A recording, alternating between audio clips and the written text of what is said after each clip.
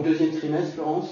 Le deuxième trimestre, c'est le trimestre béni pour les futures mamans. Normalement, tout se passe bien. Les menaces de fausse couche du premier, les nausées ont disparu pratiquement tout le temps. On n'est pas trop grosse, on dort encore. C'est super. Mais tout de même, il peut y avoir des petites inquiétudes importantes. Petites inquiétudes. Petite alerte. Alors, le diabète gestationnel. Le diabète gestationnel apparaît beaucoup au deuxième trimestre, enfin les signes du moins, c'est-à-dire au 6e mois. Il peut apparaître avant, mais c'est là la pointe de découverte. Ça touche 3% des mamans. 3% des mamans sur près de 800 000 femmes, c'est statistiquement très important.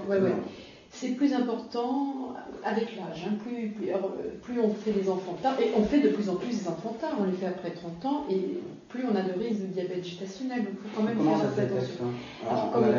Et voilà, vous avez raison de poser la question, parce qu'un diabète, quand on n'est pas enceinte, c'est une envie de boire sans arrêt, inextinguible, c'est une grande fatigue et un amaigrissement. Aucun de ces signes n'existe pendant la grossesse. Ah bon, donc ça c'est pas en dehors de la... Pendant une grossesse, ça va être plutôt les infections urinaires à répétition. Donc toujours ces fameuses infections urinaires, mais là elles sont à répétition. Ça va être l'hypertension artérielle, ça va être une prise de poids beaucoup trop rapide, une augmentation du volume du liquide amniotique tout d'un coup, et ça c'est inquiétant.